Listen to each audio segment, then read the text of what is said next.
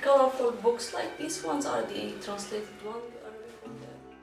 My name is Diana Atwani, and I am 49 years old. Come from Syria. I come from a small area in south of Syria, and I've been in Berlin since January 2016. I was in Istanbul before that, where I met my husband, get married, and we came here. He got a job in Potsdam. He's Scottish and he's an English literature teacher. So he was working in Istanbul, and then his contract was finished. So he got a contract here and came here. And though he left his first job, then he stayed jobless for some time because we both loved to stay here. And luckily he got another job and we are still here. Depends on my husband at the end. Probably it would have been wherever he would be, I will follow, because I work as a freelancer, so wherever I am I can work wherever I am, so it's fine for me usually. I do translation since 2005. I am working with a French publishing house. So they send me the books wherever I am, I do the books, send it back.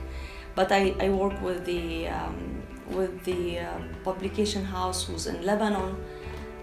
They represent the French publication house. I translate other things. I do interpretation. Interpretation, I started that in Istanbul, where I worked with NGOs. I had my own small charity also to help Syrian kids to go back to school, which kind of opened the door for me to meet more NGO and help interpretation. And here in Berlin, this is what I'm working. Beside my translation, I do volunteer with a psychologist who visits Syrian families who are in need. And I work at the Migration Hub network, where also there I do interpret the courses, or sometimes they send me kind of, business plan, something like this for translation. I liked, when I lived in Istanbul, I liked the fact working with migrants, working with the refugees. It's just like, for me, I feel it's part of a service I can do. I didn't study exactly translation. I was studying languages, French and English, and then I didn't finish in the university because I got married young and then I left. But I left. This is my first marriage, so I left from Syria. 1988, went to Nigeria. And there, because I was kind of more passionate about learning always something, so I started learning, getting more to learn French, English, languages, more in languages. I started learning French just for the beginning, just to help my son and fill my time. But then I got kind of in love with the language, and I started passing exam, getting certificate, and I got the last certificate was the highest diploma they can offer as in French as modern language, so I can teach French for non-speaking French as a second language. I love the books, and I want to translate a book just to help like my sisters to read the books, because they didn't read another language. Because I wanted these books to reach people that I love, because I knew that these books are very good. And yeah, they asked me, we want you to translate the books and we are going to pay you. So, well, that's good. I was living in Damascus at that time. And I told you it was the book that I was reading, and I liked it so much, so I wanted my sisters to read it. I told them that I'm translating it. I told me, yeah, translate it and we are going to pay you. Suddenly I saw it on Facebook, on Migration Hub, that we need an interpreter translation. And it was something like on Wednesday, and I started on Saturday. Before I worked from home. Now, no, I rented a desk in co-working office in Grunberger Straße, Warschauer, close to Volkswagener Platz. And I feel it's better somehow, because I know because working from home you really need strong discipline. And sometimes I can manage to discipline myself, sometimes I just end up eating and cooking or do cleaning. So I go every morning, sometimes at 10. Usually they open at 10, and then I know like work 6-7 hours minimum in the office. Take my lunch with me, and I just stay there till most of the time till 4-5 o'clock. There are 2 floors, and each floor sometimes there are 10-15 people, sometimes less, so depends how many people are there. But it's nice because you just feel inspired.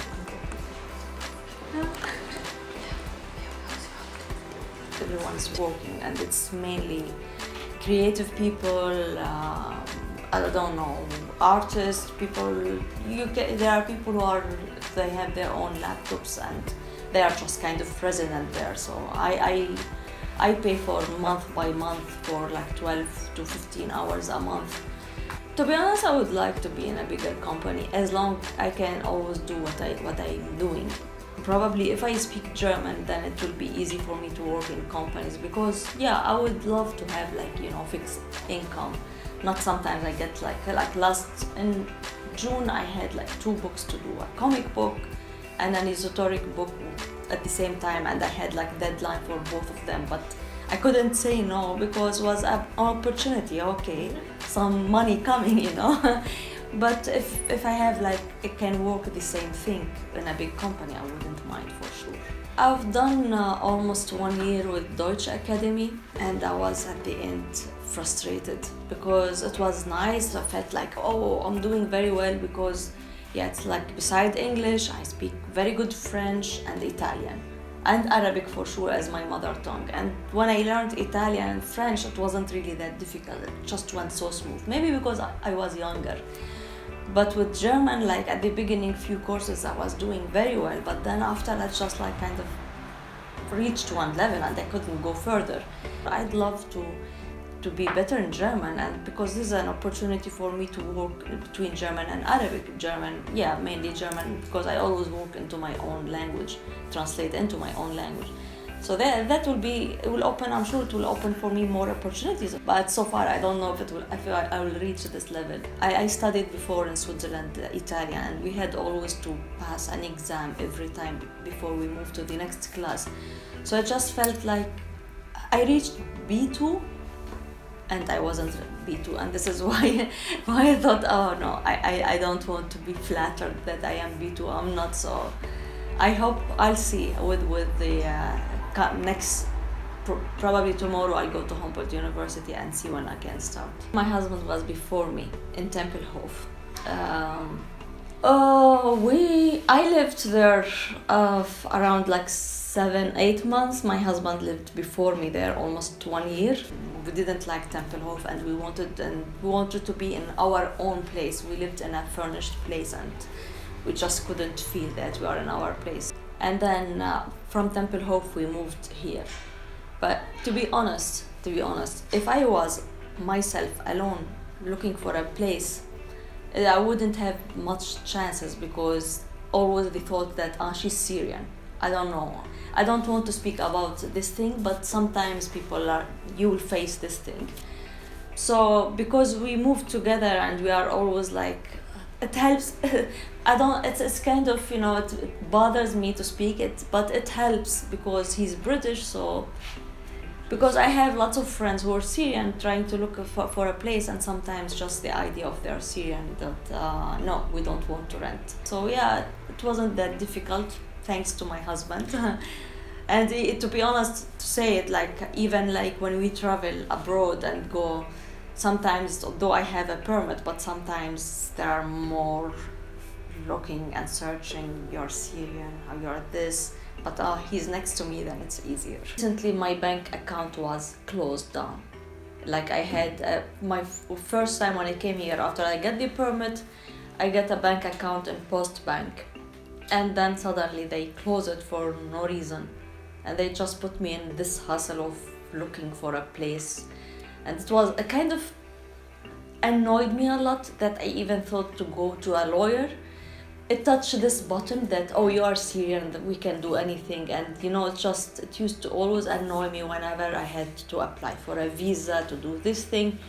And it just kind of, it was a pressure on this one that, oh, because if you are Syrian, things would happen and you can do anything.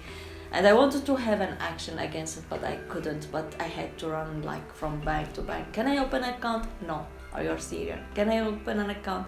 So they see the passport. No, sorry, you can't. So since we moved this area, somehow, you know, Berlin is like a bubble. You just stick to your own area. So we are always around this area. Sometimes we meet friends in Schöneberg, because first time when we came here, we stayed in Schöneberg for a month. But other than that, most of the time here, like I go to work, I go sometimes to the gym. Sometimes we go like play tennis. I always think like coming from Syria to Europe, there is a cultural shock. I don't see it. I don't see there is. Depends probably from where you come also. I was with my parents as a child in Nigeria, and I went back with my first husband there. So it is a cultural shock because it's Africa. It's totally different place, totally different rules, totally different culture, you know. So yeah, it is a cultural shock. It takes you time to get used to the area. But coming to Europe, I always loved being in Europe. I always felt like more at ease being in Europe. So, and living in Switzerland before, it didn't make much difference in Berlin. Yeah, I miss my family. My family is still in Syria, for sure. I miss my family. I lived in Damascus for 5 years. It's a city that I miss a lot. And I miss the comfort of my own home, not being in probably rented place where you can't do anything, you know. I don't miss much food, but I miss this being with the family probably. Maybe that makes it easier for me as my son lives in Zurich, so part of my family is in Syria, but at least my son is close by. I married my husband, he's British, but while he's still living abroad, and his work is always abroad, so he's not planning to go back to Britain. But we wanted just to visit the family in Britain, and my visa was rejected. While he's still living abroad, and his work is always abroad, so he's not planning to go back to Britain. But we wanted just to visit the family in Britain, and my visa was rejected because he doesn't live there, he has to live there. But one of these reasons for rejection that I couldn't prove that my family is not going to follow me to Britain, and that was, I have a permit in Germany. Why I want to go to Britain? Why my family would go to Britain, not come to Germany? So in any way they don't want to leave. So I have lots of friends in Switzerland, as I lived there around 6 years. And I have friends that I made in Nigeria, but like now all over the world, and in the States, in France. I had friends in Turkey, I had friends in France, and I'm starting to make friends here. It took a bit of long time, to be honest. I feel comfortable more than Turkey. I can't say that more than Switzerland because I lived 6 years, so there were times in Switzerland where I felt that I am part of that place. To be honest, since I started working, since I had my office, since I started making friends, somehow these things help you to feel more belong to the place. You know, it's like kind of points that make you more integrated or more grounded. So I have to say that recently, yeah, I felt more grounded, more integrated here, because just it's different having a friend. Oh, let us meet for coffee, or let us meet for lunch, or especially when you meet friends around, you know, close by. It's not like on the other side of the city. It's easy to meet them. So yeah, I